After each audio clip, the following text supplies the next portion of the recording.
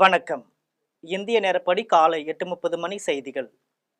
முதலில் ஜெம் தலைப்புச் செய்திகளை காணலாம். முதலமைச்சர் மு.க. ஸ்டாலின் தலைமையில் 2வது ஆணைய கூட்டம். சென்னை 1 மொபைல் செயலி நாளை தொடக்கம். 2006 சட்டமன்ற தேர்தலில் விஜயகாந்த் ஏற்படுத்திய தாக்கத்தை விட விஜய் அதிகமான தாக்கத்தை ஏற்படுத்துவார். அமமுக பொதுச் செயலாளர் டிடிவி தினகரன் பேட்டி. H1B விசாவிற்கு ஆண்டுக்கு 88 லட்சம் ரூபாய் கட்டணம். அமெரிக்க அதிபர் ட்ரம்ப் நிர்வாகம் விளக்கம். ஆசிய தொடர்கோப்பை போட்டியில் இந்தியா பாகிஸ்தான் அணிகள் இன்று மோதல். மக்கள் மத்தியில் பலத்த எதிர்பார்ப்பு. இனி விரிவான செய்திகளை காணலாம். தமிழக முதலமைச்சர் மு.க. ஸ்டாலின் சென்னை 1 மொபைல் செயலியை நாளை தொடங்கி வைக்க உள்ளார்.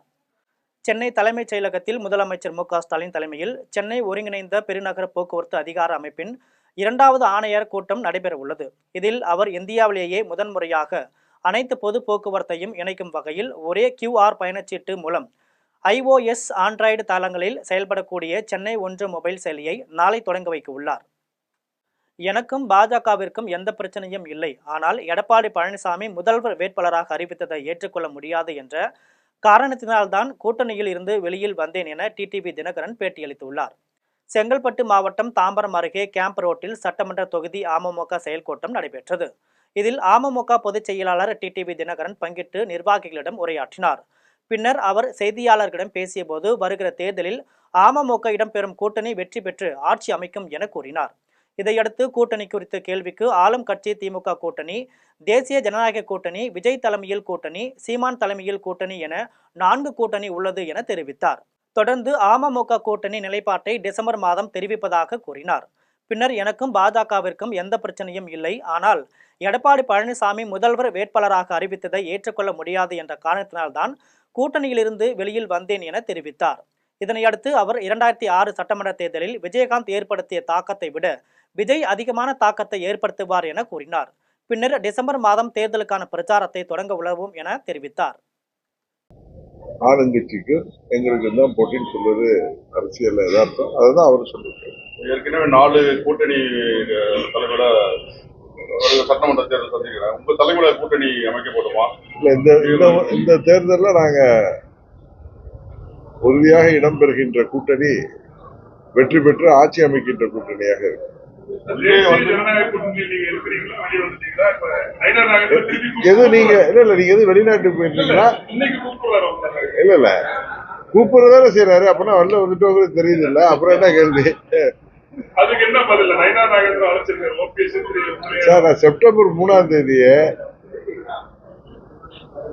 காரணங்களை சொல்லி வெளியே வந்துவிட்டேன். திரும்பவும் அரைச்சமாவே அரைக்க வேணாம். விஜய் மிரட்டி பாக்குறாங்கன்னு சொல்லிட்டு அவரு வெளிப்படையா அன்னைக்கு பிரச்சாரத்துல சொல்லியிருக்காரு. திமுக எங்களை மிரட்டி பாக்குறாங்க, இங்க பேசாதீங்க அங்க பேசாதீங்கன்ற கருத்து என்ன?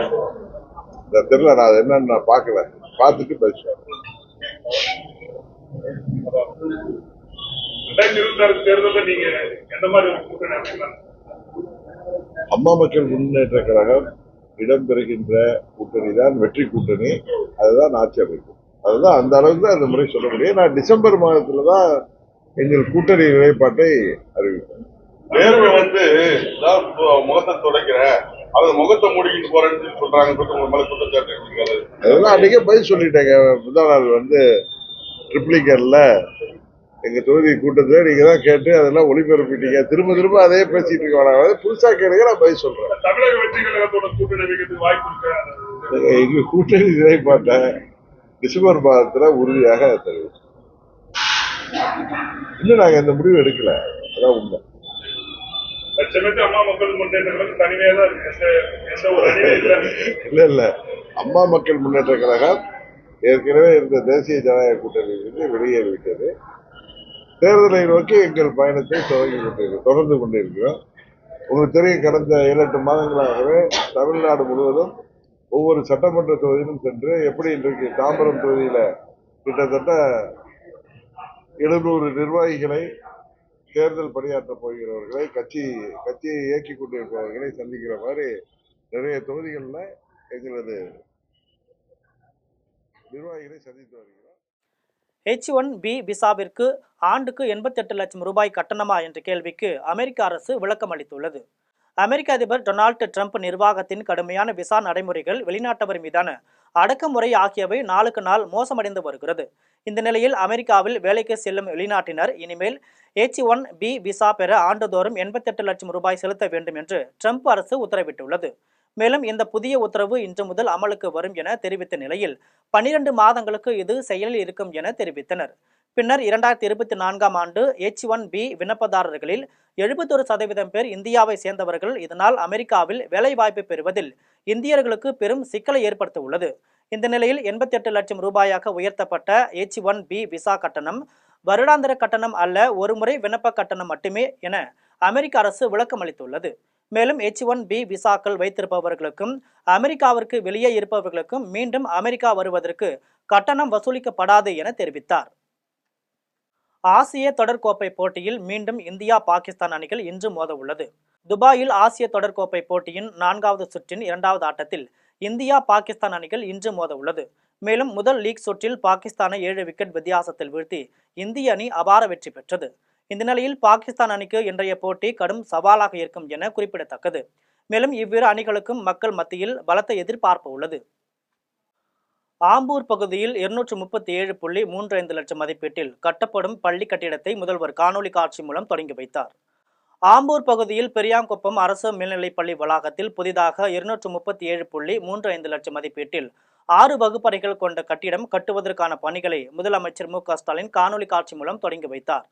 இதனைத் தொடர்ந்து திருப்பத்தூர் மாவட்ட ஆட்சியர் சிவ சவுந்தரவள்ளி, ஆம்பூர் சட்டமன்ற தொகுதி MLA விஸ்வநாதன் குத்துவிளக்கேற்றி பாபி போஜன போட்டு பணிகளை தொடங்கி வைத்தனர். இந்த நிகழ்ச்சியில் மாதனூர் கிழக்கு ஒன்றிய கழக பொறுப்பாளர் ராமமூர்த்தி, மாவட்ட விவசாய அணி செயலாளர் பழனி, ரவிக்குமார், அசோகன், சங்கர், அசோக் மற்றும் தலைமை ஆசிரியர், ஆசிரிய பெருமக்கள், நிர்வாகிகள் கலந்து கொண்டனர். ஸ்ரீபெரும்புத்தூர் அடுத்த மணிமங்கலம் பகுதியில் அமைக்கப்பட்டுள்ள காவல் நிலையத்தையும் படப்பையில் அமைக்கப்பட்டுள்ள காவல் நிலையத்தையும் சிறு குறு நடுத்தர தொழில் நிறுவனங்கள் துறை அமைச்சர் தாமு அன்பரசன் திறந்து வைத்தார். காஞ்சிபுரம் மாவட்டம் ஸ்ரீபெரும்புத்தூர் அடுத்த மணிமங்கலம் பகுதியில் அமைக்கப்பட்டுள்ள காவல் நிலையம் மற்றும் படப்பையில் பழைய அரசு கட்டிடத்தை புதுப்பித்து அமைக்கப்பட்டுள்ள காவல் நிலையத்தின் திறப்பு விழா நடைபெற்றது. திறப்பு விழாவில் காஞ்சிபுரம் மாவட்ட ஆட்சியர் கலைச்செல்வி மோகன், சிறு குறு நடுத்தர தொழில் நிறுவனங்களின் துறை அமைச்சர் தாமு அன்பரசன், காங்கிரஸ் மாநில தலைவர் செல்வ பெருந்தகை, தாம்பரம் கமிஷனர் அபின் தினேஷ் மோதக் ஆகியோர் பங்கேற்று காவல் நிலையத்தை திறந்து வைத்தனர். புதிதாக திறக்கப்பட்டுள்ள படப்பை காவல் நிலைய எல்லையில் படப்பை, சாலமங்கலம், காவனூர், ஒரத்தூர், நாட்டரசன்பட்டு ஆகிய 23 கிராமங்கள் இணைக்கப்பட்டுள்ளன. மேலும் புதிய காவல் நிலையத்தில் காவல் ஆய்வாளர் நியமிக்கும் வரை மணிமங்கலம் காவல் ஆய்வாளர் பொறுப்பு வகிப்பார் எனவும் 2 உதவி காவல் ஆய்வாளர்கள், 15 காவலர்கள் நியமனம் செய்துள்ளதாக காவல்துறை தரப்பில் தெரிவிக்கப்பட்டுள்ளது. புதுச்சேரி துணைநிலை ஆளுநர் கைலாசநாதன் அரசியல்வாதியாக மாறிவிட்டதாகவும் விதிமுறைகள் மீறிய அவரின் செயல்பாடுகள் குறித்து நீதிமன்றத்தை நாட உள்ளதாகவும் முன்னாள் முதலமைச்சர் நாராயணசாமி தெரிவித்துள்ளார். புதுச்சேரியில் செய்தியாளர்களிடம் பேசிய நாராயணசாமி, தேர்தலின் போது கூறிய உறுதிமொழிகளை என்ஆர் காங்கிரஸ், பாஜக கூட்டணி அரசு நிறைவேற்றவில்லை என குற்றம் சாட்டினர். வீதிக்கு வீதி ரெஸ்டோ பார்களை திறந்துவிட்டு பெருந்தலைவர் காமராஜர் ஆட்சி என்று ரங்கசாமி கூறுவதை நிறுத்திக் கொள்ள வேண்டும் என்றும், காமராஜர் பெயரை உச்சரிக்கவே ரங்கசாமிக்கு அருகதை இல்லை என்றும் நாராயணசாமி கூறினார். துணைநிலை ஆளுநர் கைலாசநாதன் மோடி பிறந்தநாளின் போது பாஜக ஏற்பாடு செய்திருந்த தங்கத்தேர் இழுக்கும் நிகழ்ச்சியில் எப்படி கலந்து கொள்ளலாம் என்று நாராயணசாமி கேள்வி எழுப்பினார். சிறிய குடும்பத்தை கொண்ட ஆளுநர் கைலாசநாதனுக்கு 26 அறைகள் உள்ள பல்நோக்கு இல்லம் எதற்கு என்று கேள்வி எழுப்பிய நாராயணசாமி, கைலாசநாதன் எளிமையான ஆளுநராக இருந்தாலும் அவர் செயல்பாடுகள் எளிமையானதாக இல்லை என்று தெரிவித்தார். முதலமைச்சர் ரங்கசாமி அவர்கள் தொடர்ந்து 2 ஆண்டுகளாக நாங்கள் எங்களுடைய ஆட்சியில் மக்களுக்கு நாங்கள் கொடுத்த வாக்குறுதியைப் போல 5000 பேருக்கு வேலை வாய்ப்பை கொடுத்திருக்கிறோம் என்று சொல்லுகிறார். நான் முதலமைச்சருக்கு சவால் விட்டேன். நீங்கள் 5000 பேருக்கு வேலை வாய்ப்பு கொடுக்கவில்லை, 2000 பேருக்கு மேல் வேலை வாய்ப்பு தரப்படவில்லை. இந்த அரசு துறைகளில் சுமார் 15000 இடங்கள் காலியாக இருக்கின்றன. பொய்யான தகவலை முதலமைச்சர் ரங்கசாமி கூறுகிறார் என்று சொன்னேன். நான் சொன்னதற்கு ஆதாரம் இப்பொழுது இந்த துறையில பிபிஎன்ஆர், அதாவது நிர்வாகத்துறை, பணியாளர் நியமிக்கின்ற துறையிலிருந்து ஒரு அறிவிப்பு வெளிவந்திருக்கு. அந்த அறிவிப்புல 2011 இருந்து 2021 இருந்து 2025 வரை அவர்கள் மொத்தம் 2446 பேர்கள் நியமிக்கப்பட்டிருக்கிறார். திருப்பூர் மாவட்டம் தாராபுரத்தில் வேளாண்மைத்துறை சார்பில் நடைபெற்ற நிகழ்ச்சியில் 4 மணி நேரம் தாமதமாக வந்து மாவட்ட ஆட்சியரும் அமைச்சர்களும் விவசாயிகளுக்கு நலத்திட்ட உதவிகளை வழங்கினர். தாராபுரத்தில் வேளாண்மைத்துறை சார்பில் அங்க வேளாண்மை குறித்த விழிப்புணர்வு மாவட்ட அளவிலான கண்காட்சி கருத்தரங்கு தொடங்கியுள்ளது. மாவட்ட ஆட்சியர் மணிஷ் நாரவண்ணரே தலைமையில் நடைபெற்ற நிகழ்ச்சியை தமிழ் வளர்ச்சி செய்தித்துறை அமைச்சர் சாமிநாதன், மனிதவளத்துறை அமைச்சர் கயல்விழி ஆகியோர் தொடங்கி வைத்தனர். இந்த நிகழ்ச்சிக்காக விவசாயிகளை காலை 8:30 மணிக்கே வரவழைத்தனர். விவசாயிகள் அனைவரும் 9 மணிக்கு அவரவர் இருக்கையில் அமர்ந்திருந்தனர். 11 மணிக்கு அமைச்சர் வருவதாக தெரிவித்தனர். இருப்பினும் அமைச்சர்களும் மாவட்ட ஆட்சியரும் 4 மணி நேரம் தாமதமாக வந்ததால் விவசாயிகள் மிகுந்த சோர்வடைந்தனர். அமைச்சர்கள் கண்காட்சி அரங்குகளை பார்வையிட்டு விவசாயிகளுக்கு வேளாண் பொருட்கள், கையேடுகளை வழங்கினர். இந்த விழாவில் வேளாண்மை இணை இயக்குனர் சுந்தரவடிவேலு, கால்நடை பராமரிப்பு சந்திரன், மாநகராட்சி மண்டல தலைவர் பத்மநாபன், நகர்மன்ற தலைவர் பாபு கண்ணன், செயற்பொறியாளர் கார்த்திகேயன், தோட்டக்கலை பாபாமணி, வேளாண் வணிகம் வெங்கடாசலம், விதை சான்று மணிகண்டன், பேராசிரியர்கள் சரவணன், துர்கை அண்ணன், கலையரசன், நம்மாழ்வார் விருது பெற்ற விவசாயி பழனிசாமி ஆகியோர் பங்கேற்றனர்.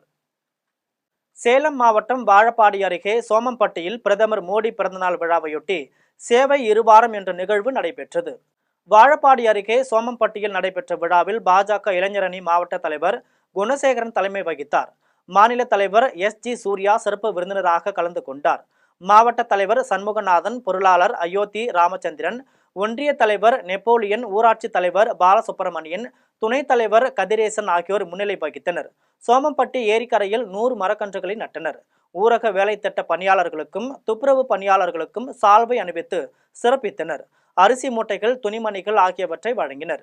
இந்த நிகழ்ச்சியில் பேசிய பாஜக மாநில இளைஞரணி தலைவர் SG சூர்யா, திமுக அரசு தமிழக மக்களை குடிகாரர்களாகி டாஸ்மாக் மூலம் கோடிக்கணக்கில் பணம் கொள்ளையடிப்பதாக தெரிவித்தார்.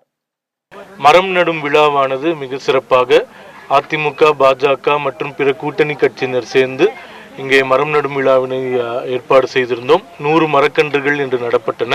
இங்கே 100 நாள் வேலை வாய்ப்பு திட்டத்தில் இருக்கக்கூடிய மகளிருடன் சேர்ந்து இந்த நிகழ்வானது இங்கே கொண்டாடப்பட்டது. இது போக சேலம் மாவட்டத்தில் பல்வேறு நிகழ்ச்சிகள் பாரத பிரதமர் அவர்களுடைய பிறந்த நாளை முன்னிட்டு ஏற்பாடு செய்யப்பட்டிருக்கின்றது. நாளை ஓமலூரில் இந்தியாவிலேயே 75 இடங்களில் நடக்கக்கூடிய நமோ யுவாரன் என்கின்ற மாரத்தான் போட்டியானது வெகு சிறப்பாக 10,000 நபர்களை வைத்து நடைபெற இருக்கின்றது. செங்கல்பட்டு மாவட்ட பாரதிய ஜனதா கட்சி சார்பில் பிரதமர் மோடி பிறந்த நாளையொட்டி தாம்பரம் தனியார் மருத்துவமனையில் சிறப்பு இரத்த தான முகாம் நடைபெற்றது. சென்னை அடுத்த கிழக்கு தாம்பரம் ராஜகீழ்ப்பாக்கத்தில் செங்கல்பட்டு மாவட்டம் செம்பாக்கம் பாரதிய ஜனதா கட்சி சார்பில் பிரதமர் மோடியின் பிறந்தநாள் விழா கொண்டாடப்பட்டது. இதையொட்டி தனியார் மருத்துவமனையில் மருத்துவ பிரிவு மாநில செயலாளர் உமையால் முருகேசன் தலைமையில் சிறப்பு இரத்த தான முகாம் நடைபெற்றது.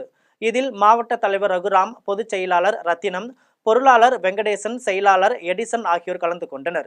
இதில் மருத்துவ பிரிவு நிர்வாகிகள், செவிலியர்கள், பொதுமக்கள் என பலர் கலந்து கொண்டனர். ராணிப்பேட்டையில் அகில இந்திய காங்கிரஸ் கட்சி சார்பில் இந்திய தேர்தல் ஆணையத்தை கண்டித்து மாபெரும் கையெழுத்து இயக்க போராட்டம் நடைபெற்றது. ராணிப்பேட்டை மாவட்டம் சோளிங்கர் பேருந்து நிலையத்தில் காமராஜர் சிலை அருகில் இந்திய காங்கிரஸ் கட்சி சார்பில் வாக்காளர் பட்டியலில் முறைகேடாக பெயர்களை சேர்த்தல் மற்றும் நீக்கல் ஆகியவற்றை இந்திய தேர்தல் ஆணையம் முறைகேடாக செய்து வருவதாக கூறியுள்ளார். இந்த நிலையில் வாக்கு திருட்டு நடைபெறுவதாக கூறியும் அதனை தடுத்து நிறுத்த கோரி இந்திய தேர்தல் ஆணையத்தை கண்டித்து ராணிப்பேட்டை மாவட்ட காங்கிரஸ் கட்சி சார்பில் மாபெரும் கையெழுத்து இயக்க போராட்டம் நடைபெற்றது.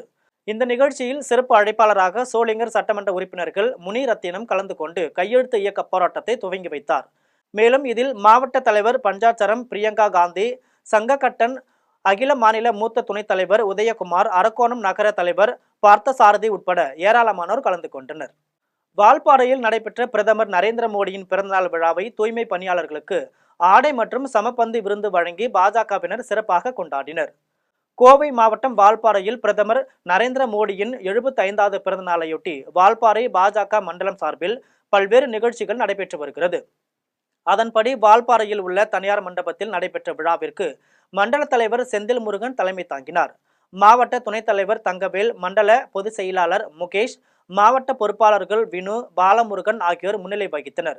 விழாவில் மாநில செயற்குழு உறுப்பினரும் வால்பாறை சட்டமன்ற தொகுதி தேர்தல் பார்வையாளருமான பாபா ரமேஷ், காயத்ரி ஏஜென்சிஸ், தவசிமுத்து ஆகியோர் சிறப்பு அழைப்பாளர்களாக கலந்து கொண்டு 100க்கும் மேற்பட்ட தூய்மை பணியாளர்களை கௌரவித்து உடை மற்றும் சமபோஜன விருந்து வழங்கி சிறப்பித்தனர். விழாவில் பாஜகவின் மாநில, மாவட்ட, மண்டல மகளிர் அணி மற்றும் கிளை நிர்வாகிகளும் உறுப்பினர்களும் கலந்து கொண்டு சிறப்பித்தனர். பட்டுக்கோட்டை அருகே சேண்டா கோட்டை நடுத்தெருவில் கட்டப்பட்டு வரும் கழிவுநீர் வாய்க்கால் பணியை விரைந்து முடிக்க வேண்டும் என நகராட்சி நிர்வாகத்திற்கு பொதுமக்கள் கோரிக்கை விடுத்துள்ளனர். தஞ்சாவூர் மாவட்டம் பட்டுக்கோட்டை அருகே உள்ள சேண்டா கோட்டையில் நடுத்தெருவு பகுதியில் 30க்கும் மேற்பட்ட குடும்பத்தினர் வசித்து வருகின்றனர். இந்த நிலையில் அப்பகுதியில் கடந்த 3 மாதங்களாக கட்டப்பட்டு வரும் கழிவுநீர் வாய்க்கால் பணிகள் முழுமை பெறாததால் மழைநீர் தேங்கி கொசு உற்பத்தியாகி பொதுமக்களுக்கு தொற்று நோய் ஏற்படுவதாக அப்பகுதி மக்கள் குற்றம் சாட்டினர். மேலும் இதுகுறித்து சம்பந்தப்பட்ட அதிகாரிகளிடம் பல முறை முறையிட்டும் இதுவரையில் எந்த ஒரு நடவடிக்கையும் எடுக்கப்படவில்லை எனவும் பொதுமக்கள் தெரிவிக்கின்றனர். மேலும் தேங்கி நிற்கும் மழை நீரை அகற்றி முழுமையாக கழிவுநீர் வாய்க்கால் பணியை நிறைவேற்ற வேண்டும் எனவும் பட்டுக்கோட்டை நகராட்சி நிர்வாகத்திற்கும் சம்பந்தப்பட்ட அதிகாரிகளுக்கும் பொதுமக்கள் கோரிக்கை விடுத்துள்ளனர். எங்கள் ஊருக்கு வட்டி 3 மாதம் ஆச்சு, வட்டி கட்டி தண்ணியே வடியலை, கொசி அவ்வளவு மொக்கிது, பிள்ளைகளுக்கெல்லாம் ஜுரம், எல்லாம் ஆஸ்பத்திரி போயிருந்துருக்கோம், எங்களுக்கு முடியலை. அதை நாங்கள் கிளார்கிட்டேருந்து மற்ற பேருக்கு எல்லாருக்குமே சொல்லிட்டோம், வந்து கேட்கவே இல்லைன்னு வச்சுக்கணுங்க, வந்து பார்க்கல இன்ன வரைக்கும். அப்போ நாங்கள் எங்களுக்கு ஒரு வியாதி மாதிரி வந்து எங்களுக்கெல்லாம் வந்தால் என்ன செய்கிறது? அதை பார்க்கணும் எத்தனையோ வாட்டி சொல்லிட்டோம்னு வச்சுக்கணுங்க. ஒரு நாள் வந்து சொன்னால் பவுடரோட தண்ணியில் போடுறோம் இல்லை, அதுக்கு நீங்கள் தான் அதுக்கு நடவடிக்கை எடுக்கணும். இந்த ரோட்டு வாசனை வடிகாலும் இதுதான், நல்லா வடிகணும், தண்ணி போய் அரிச்சுக்கிட்டு போயிடும். இப்போ வடிகிறாப்புல இல்லை, அப்படியே தேங்கி கிடக்குங்க, செத்தச்சரம் தண்ணீர் வந்தது வாய்க்காக்குள்ளேயே கிடக்கு. ஒரு சைடு கட்டியிருக்காங்களா? ஒரு சைடு கட்டிருக்காங்க, ஒரு சைடு கிடக்கு அப்படியே, இன்னும் கட்டலை. எவ்வளோ ஆச்சு கட்டி? அது 3 மாதம் ஆகுது, ஆனி மாதம் கட்டினாங்க. அவிநாசி அருகே கட்டுமான பணியின் போது சுவர் சரிந்து விழுந்ததில் கட்டுமான தொழிலாளர்கள் 2 உயிரிழந்த சம்பவம் குறித்து காவல்துறையினர் விசாரணை மேற்கொண்டனர். திருப்பூர் மாவட்டம் அவிநாசி அடுத்த கருவலூர் உப்பிலிப்பாளையம் பகுதியை சேர்ந்த சண்முகம் என்பவருக்கு சொந்தமான இடத்தில் கோழிப்பண்ணை அமைக்கும் பணி நடைபெற்று வருகிறது. இந்த நிலையில் வழக்கத்தை போன்று கட்டிட தொழிலாளர்கள் கட்டுமான பணியில் ஈடுபட்டிருந்த போது 10 அடுக்கிற்கு மேல் கட்டப்பட்ட சுவர் திடீரென இடிந்து சரிந்து விழுந்த விபத்தில் பலத்த காயமடைந்த திண்டுக்கல் கொடை ரோடு பகுதியை சேர்ந்த ரமேஷ், கண்டபாளையத்தை சேர்ந்த அந்தோணி ஆகியோர் உயிரிழந்தனர். மேலும் பலத்த காயமடைந்த கருவலூர் மேற்கு வீதியை சேர்ந்த சுந்தர்ராஜ், சூலூரை சேர்ந்த முத்தால் ஆகியோர் சிகிச்சைக்காக அவிநாசி மருத்துவமனைக்கு அனுப்பி வைக்கப்பட்டனர். விபத்து குறித்து அவிநாசி காவல்துறையினர் வழக்கு பதிவு செய்து விசாரணை மேற்கொண்டு வருகின்றனர். தூத்துக்குடி மாப்பிள்ளையூரணி ஜோதி நகர் பகுதியில் கடந்த 1992 மற்றும் 1994 முன்னாள் முதல்வர் ஜெயலலிதா ஆட்சி காலத்தில் ஆதி திராவிட மக்களுக்கு வழங்கப்பட்ட இடத்தை சில தனிநபர்கள் ஆக்கிரமிக்க முயற்சி செய்வதை கண்டித்து அப்பகுதி மக்கள் முற்றுகையிட்டு போராட்டத்தில் ஈடுபட்டதால் பரபரப்பு ஏற்பட்டது. தூத்துக்குடி மாப்பிள்ளையூரணி ஜோதி நகர் பகுதியில் கடந்த 1994 முன்னாள் முதல்வர் ஜெயலலிதா ஆட்சி காலத்தில் ஆதி திராவிட மக்கள் 174 பேருக்கு தலா 2 சென்ட் வீதம் சுமார் 2 ஏக்கருக்கு வழங்கப்பட்டது. மேலும் இந்த இடத்திற்கான பட்டாவும் அவர்கள் பெயரில் உள்ளது. இதனைத் தொடர்ந்து 2012 இந்திரா காந்தி நினைவு குடியிருப்பு திட்டத்தின் கீழ் வீடு கட்டவும் உத்தரவு வழங்கப்பட்டுள்ளது. இந்த நிலையில் ஆதி திராவிட மக்களுக்கு சொந்தமான இடத்தை கடந்த சில தினங்களுக்கு முன்பு தனிநபர்கள் சிலர் உள்ளே புகுந்து அங்குள்ள முள் செடிகளை அகற்றி முறைகேடாக அபகரித்து விற்பனை செய்ய முயற்சி செய்துள்ளனர். மேலும் அந்த இடத்தின் பட்டா வைத்துள்ள ஆதி திராவிட மக்கள் சுமார் 50க்கும் மேற்பட்டோர் தங்களுக்கு அரசு வழங்கிய இடத்தில் முற்றுகையிட்டு போராட்டத்தில் ஈடுபட்டதுடன் மேலும் தமிழக அரசு உடனடியாக நில அபகரிப்பில் ஈடுபடும் நபர்களிடமிருந்து தங்கள் இடத்தை பாதுகாத்து தங்களுக்கு இந்த பகுதியில் ஆதி திராவிட நலத்துறை மூலம் வீடு கட்டித்தர நடவடிக்கை எடுக்க வேண்டும், மேலும் கணினி பட்டா ரசீது ஆகியவை வழங்க வேண்டும் என கோரிக்கை விடுத்தனர். இல்லை என்றால் தொடர் போராட்டத்தில் நடத்துவதாக தெரிவித்தனர்.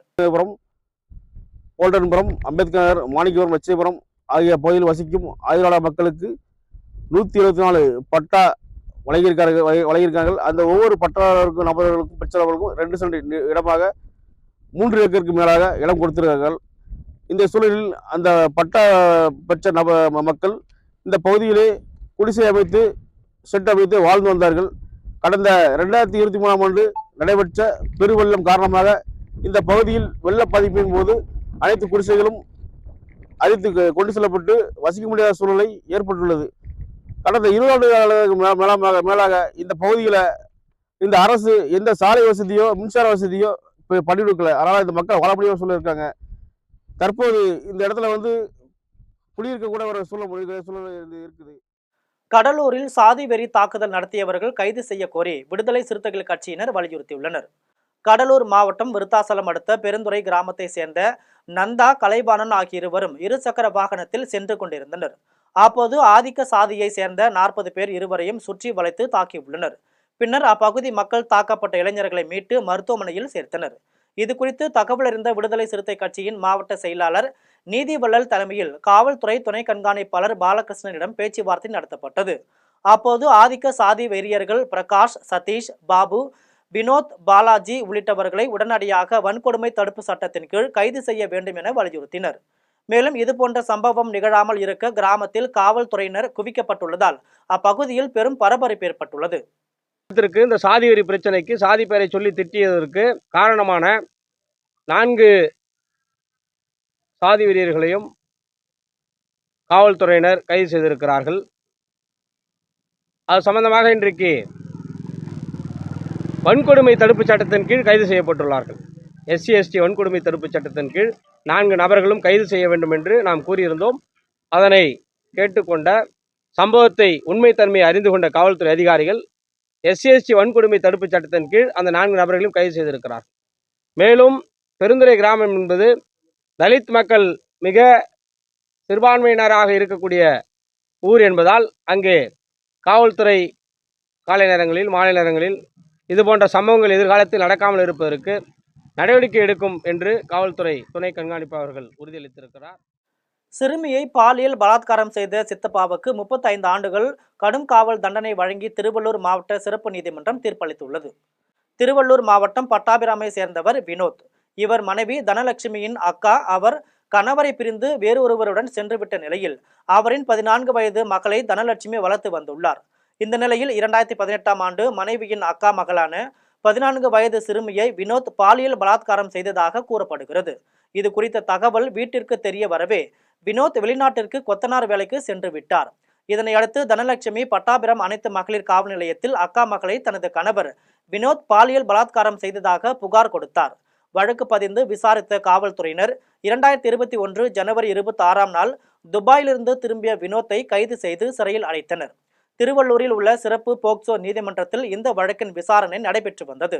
வினோத் மிரட்டியதால் சிறுமி 2021 ஆகஸ்ட் 25ஆம் நாள் உயிரை மாய்த்து கொண்டார். இந்த வழக்கில் அரசு தரப்பில் வழக்கறிஞர் விஜயலட்சுமி ஆஜராகி வாதாடினார். இந்த வழக்கில் தீர்ப்பளித்த நீதிபதி உமா மகேஸ்வரி குற்றவாளி வினோத்துக்கு 35 ஆண்டுகள் கடும் காவல் தண்டனையும் 40,000 ரூபாய் அபராதமும் விதித்தார். 7 விழுக்காடு கூலி உயர்வு, மின்சார மானியம் ஆகிய கோரிக்கைகளை வலியுறுத்தி திருப்பூர் தையல் நிலைய உரிமையாளர்கள் சங்கத்தில் தீர்மானம் நிறைவேற்றப்பட்டுள்ளது. திருப்பூர் பனியன் நிறுவனங்கள் கூடுதலாக உற்பத்தியை அதிகரிக்கும் சூழலில் சார்பு நிறுவனங்களாக தையல் நிலையம் அமைந்திருப்பவர்களிடம் துணிகளை கொடுத்து தைத்து வருகின்றனர். இதற்கான கூலி துணிக்கு ஏற்ப வழங்கப்படும் ஆண்டுக்கு 7 விழுக்காடு கூலி உயர்வு கொடுக்க வேண்டும் என 2022ஆம் ஆண்டு ஒப்பந்தம் கையெழுத்தானது. இந்த நிலையில் இந்த ஆண்டுக்கான 7 விழுக்காடு கூலி உயர்வு இன்னும் வழங்கப்படவில்லை. இதனால் திருப்பூர் லட்சுமி நகரில் நடைபெற்ற பவர் டேபிள் உரிமையாளர்கள் மகாசபை கூட்டத்தில் இந்த ஆண்டுக்கான 7 விழுக்காடு கூலி உயர்வை பனியன் நிறுவனங்கள் முறையாக உயர்த்தி வழங்க வேண்டும் என தீர்மானம் நிறைவேற்றப்பட்டது. மேலும் விசைத்தறிகளுக்கு வழங்குவது போல மின்கட்டணத்தில் தையல் நிலையங்களுக்கும் மானியம் வழங்க வேண்டும் என பவர் டேபிள் உரிமையாளர்கள் சங்கத்தின் சார்பில் தமிழக அரசுக்கு கோரிக்கை விடுக்கப்பட்டது. 7% கூலி உயர்வை உடனடியாக அமுல்படுத்த வேண்டும் என்று ஒரு தீர்மானம். இரண்டாவது, திருப்பூரில் அமைந்துள்ள இஎஸ்ஐ மருத்துவமனையில் சிறப்பு மருத்துவர்களையும் சிறப்பு மருத்துவ உபகரணங்களையும் உடனடியாக அங்கே அமைத்து கொடுக்கணும். மூணாவதாக தையல் நிலைய உரிமையாளர்களுக்கு, விசைத்தறி உரிமையாளர்களுக்கு கொடுப்பது போல மின்சார கட்டணத்தில் சலுகை கொடுக்க வேண்டும். 10 கிலோவாட்டு கீழ் இருக்கக்கூடிய தையல் நிலையங்களுக்கு மின்சார சலுகை கொடுக்க வேண்டும் என்று தமிழக அரசை நாங்கள் கேட்டுக்கொள்வதாக இந்த தீர்மானம் நிறைவேற்றப்பட்டுள்ளது. மீண்டும் ஜெம் தலைப்புச் செய்திகள். முதலமைச்சர் மு.க. ஸ்டாலின் தலைமையில் 2வது ஆணைய கூட்டம். சென்னை 1 மொபைல் செயலி நாளை தொடக்கம். 2006 சட்டமன்ற தேர்தலில் விஜயகாந்த் ஏற்படுத்திய தாக்கத்தை விட விஜய் அதிகமான தாக்கத்தை ஏற்படுத்துவார். அமமுக பொதுச் செயலாளர் டிடிவி தினகரன் பேட்டி. H1B விசாவிற்கு ஆண்டுக்கு 88 லட்சம் ரூபாய் கட்டணம். அமெரிக்க அதிபர் ட்ரம்ப் நிர்வாகம் விளக்கம். ஆசிய தொடர்கோப்பை போட்டியில் இந்தியா பாகிஸ்தான் அணிகள் இன்று மோதல். மக்கள் மத்தியில் பலத்த எதிர்பார்ப்பு. இத்துடன் ஜெம் செய்திகள் நிறைவடைகின்றன. மீண்டும் ஜெம் செய்திகள் மதியம் 1:30 மணிக்கு. உடனுக்குடன் செய்திகளை காண GemLive.tv என்ற இணையதளத்தில் இணைந்திருங்கள். நன்றி, வணக்கம்.